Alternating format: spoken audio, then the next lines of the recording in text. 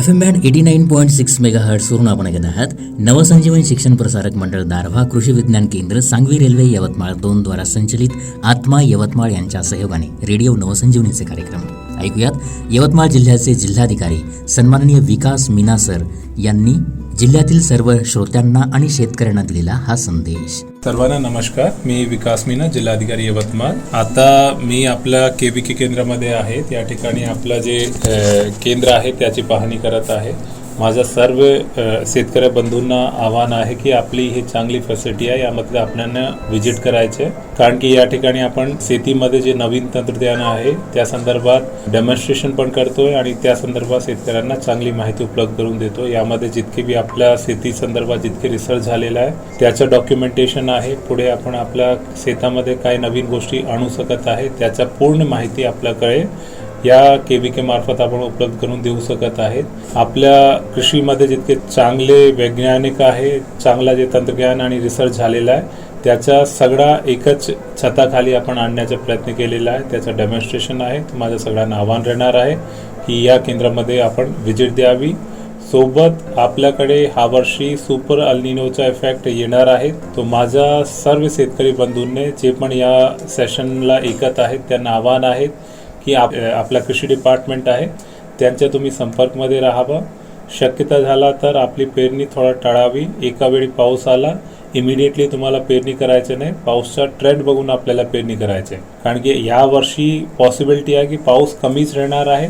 त्यासोबत 2 पाऊसमध्ये जे स्पेल राहतो, ड्राय स्पेल राहतोय, त्याचा पिरियड पण वाढण्याची शक्यता आहे. तो आपल्याला पेरणी कधी करायचे त्या संदर्भात तुम्ही आपले कृषी सहाय्यक आहेत आपल्या गावामध्ये जितके शेतीचे अच्छे लोक आहेत ज्यांना या संदर्भात अनुभव आहे त्यांना तुम्ही संपर्क करा. नॉर्मल आपला जे जनरल ट्रेंड राहतो त्याच्या जवळपास 92% पाऊस येण्याची शक्यता आहे.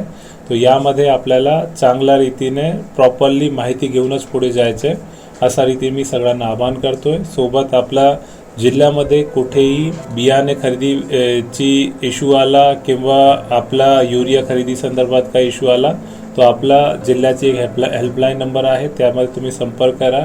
कोणताही आपला विक्री केंद्र आहे जे यामध्ये लिंकिंग करत आहे तो त्यांची पण रिपोर्ट तुम्ही त्या फोन नंबरवर करू शकत आहे. ते आपल्याला नंबर आपण तुम्हाला नंतर सांगू, पण यामध्ये तुम्ही जसाच रिपोर्ट करणार आहे इमिडिएटली आपण त्याच्यावर कारवाई करू. धन्यवाद. माहिती आणि मनोरंजनाच्या कार्यक्रमासाठी ऐकत राहा FM बँड 89.6 मेगाहर्ट्झवरून रेडिओ नवसंजीवनी, कृषी तंत्रातले माणिक मोती. कृषीचे तंत्र, प्रगतीचा मंत्र, शिवार भरते स्वप्नांचे अंतर, एका सुराप नाव जागे नव्या पहाटे हात पुढे. रेडिओ नवसंजीवनी, रेडिओ नवसंजीवनी, बळीराजाची वाणी. रेडिओ नवसंजीवनी.